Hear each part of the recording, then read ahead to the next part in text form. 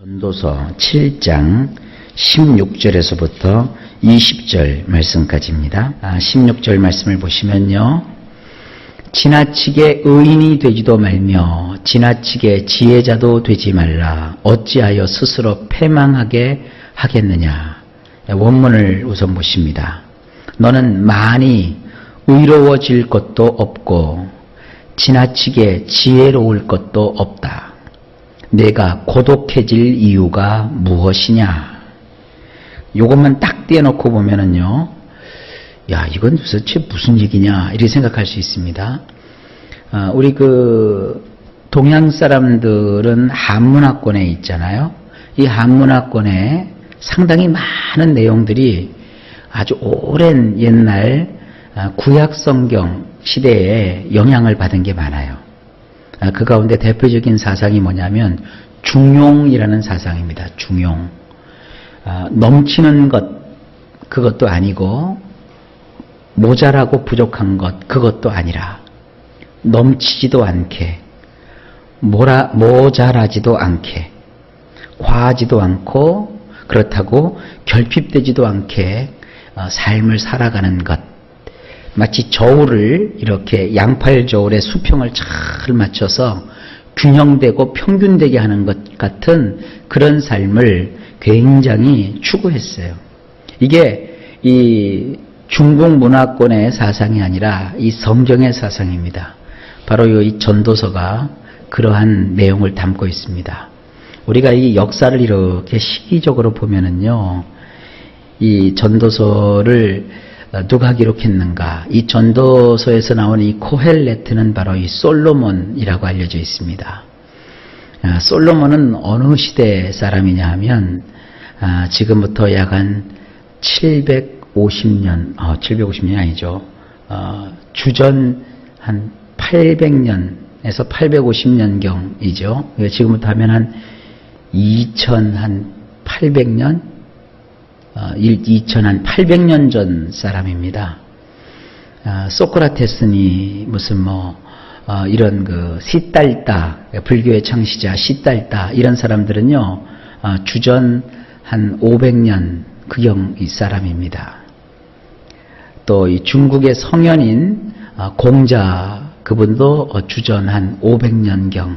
그러니까 이 주전 한 500년경에 세계의 사상가들이 다 태어나요.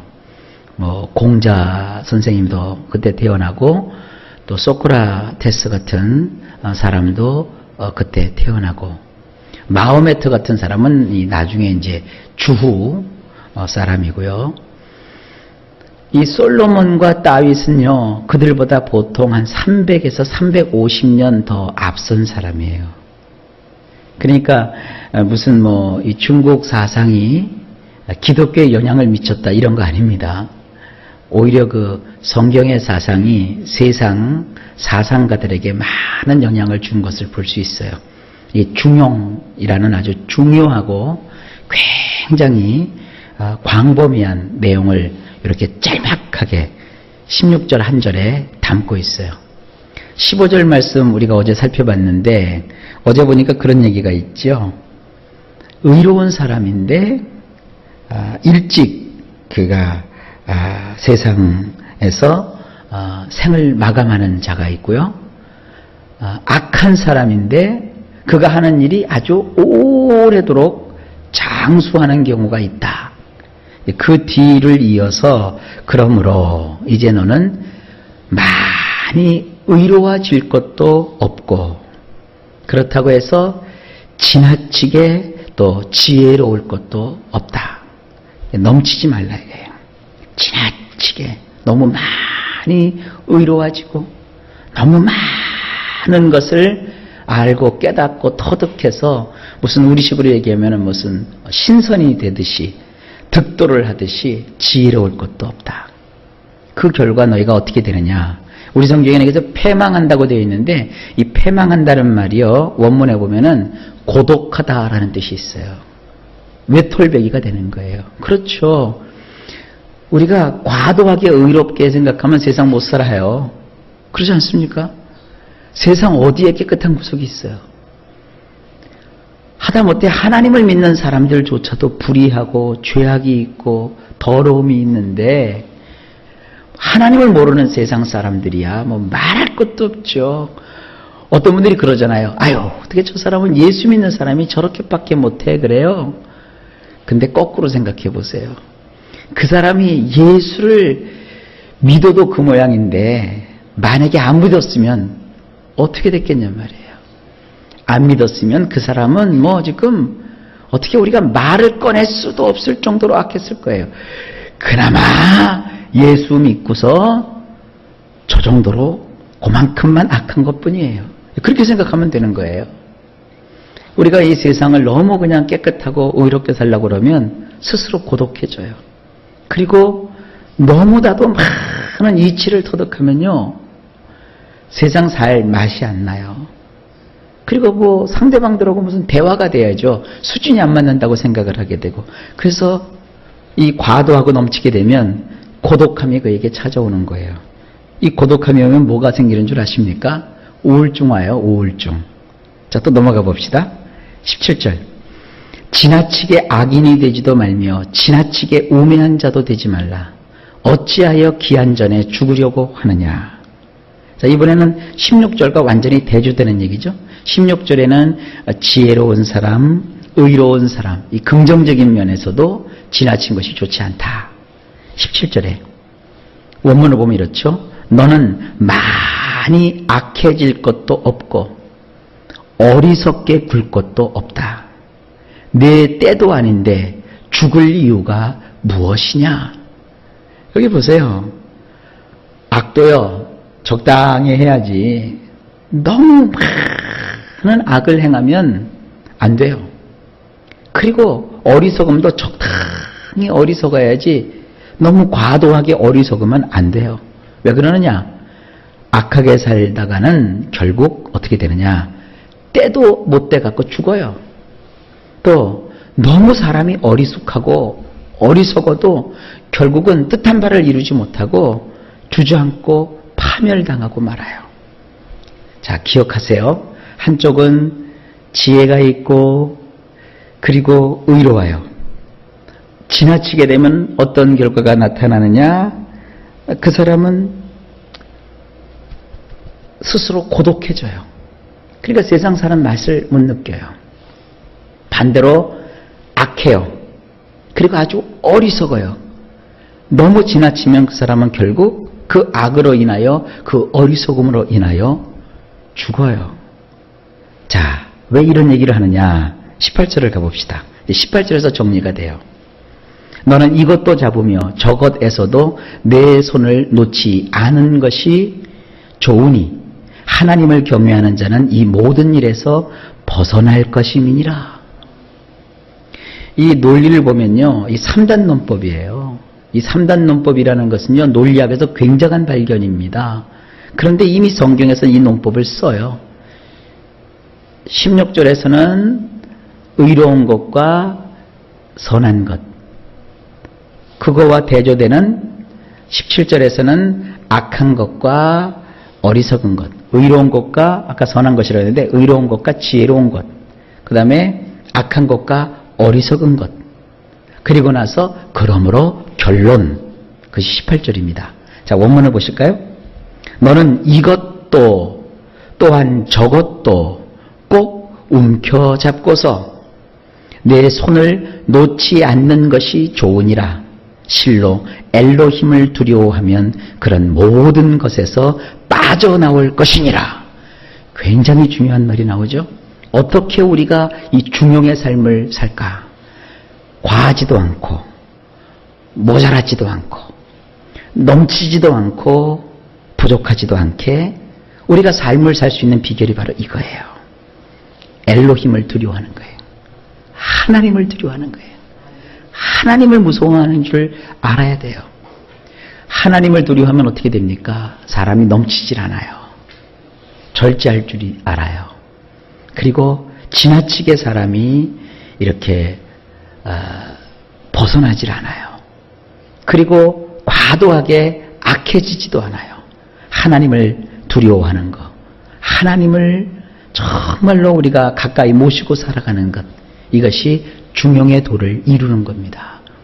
예수 믿는 사람은 이 중용의 도를 잘 걸어가실 수 있기를 바랍니다. 너무 우리가 이 세상 사는 동안에 마치 이 천상에 올라가서 천사처럼 지금 뒤는 줄을 착각을 하는 사람들이 있어요. 아닙니다. 그렇게 착각을 하면 세상 사람들이 다 죄인으로 보여요. 그래서 그냥 아무나한테 막 정죄하는 말을 하고 막 상처되는 얘기를 해요. 또 어떤 사람은 너무 악해요. 그 사람 보면은 하나님이 없어요, 그 속에. 세상에 그렇게 입이 거칠고 삶이 악하고 또 폭행을 일삼고 엄청난 죄를 저질러요. 그리고 또 마음이 담대해요. 하나님을 두려워할 줄 몰라서 그래요. 우리는 심판하시는 하나님을 믿지 않습니까? 우리는 우리를 다 살펴보시는 하나님을 알고 있지 않습니까? 하나님을 두려워하는 것, 이것이 우리가 중용을 지킬 수 있는 아주 비결입니다. 이걸 깨달으시는 여러분 되시길 바랍니다. 오늘이 17절, 18절, 16절, 17절, 18절 요 세 구절만 여러분이 깊이 기도하면서 묵상하시면서 깨달음만 가져도 인생에 엄청난 교훈을 받게 된 거예요. 오늘 이 말씀을 가지고 여러분들이 인생을 잘 살아가는 하나의 좌우명을 삼으시기를 주의 이름으로 부탁합니다. 19절입니다. 지혜가 지혜자를 성읍 가운데 있는 10명의 권력자들보다 더 능력 있게 하느니라. 원문은 이렇습니다. 지혜는 그 지혜자를 그 도시에 있는 10 통치자들보다 더욱 강하게 하느니라. 이 지혜의 우월함을 오늘 여기서 말하고 있죠. 갑자기 장면이 확 바뀌는 것 같은 느낌을 갖지 않습니까? 자, 20절 마저 보고 설명을 또 드립시다. 선을 행하고 전혀 죄를 범하지 아니하는 의인은 세상에 없기 때문이로다. 원문이 이렇습니다. 왜냐하면 땅에는 선을 행한다고는 하나 죄를 짓지 않는 의로운 사람은 아예 없기 때문이니라. 여러분들이 요걸 지금 이렇게 탁 간파를 하셨는지 모르겠지만 여기 지금 쌍으로 나와요. 지혜가 나오고 또 의로움이 나와요. 이 지혜와 의로움은요, 이 쌍으로 움직입니다. 그런데 조금 전에 한번 다시 보시면 19절에 보면 지혜는 그 지혜를 소유한 그 지혜자를 그가 살고 있는 도시에서 그 도시를 다스리고 있는 10명의 통치자들보다 더욱 강하게 만든대요. 그리고 나서 20절에 보면 왜냐하면 땅에는 우리가 발을 딛고 사는 땅에는 선을 행한다고는 하나 죄를 짓지 않는 의로운 사람은 아예 없대요. 이 땅에는 의로운 사람이 없대요. 우리가 의로운 사람은 되지 못해도 의롭게 살아가려면 뭐를 가져야 되느냐? 지혜를 가져야 돼요. 지혜를 가져야 깨닫게 돼요. 그래서 죄를 아예 안 지을 수는 없어요.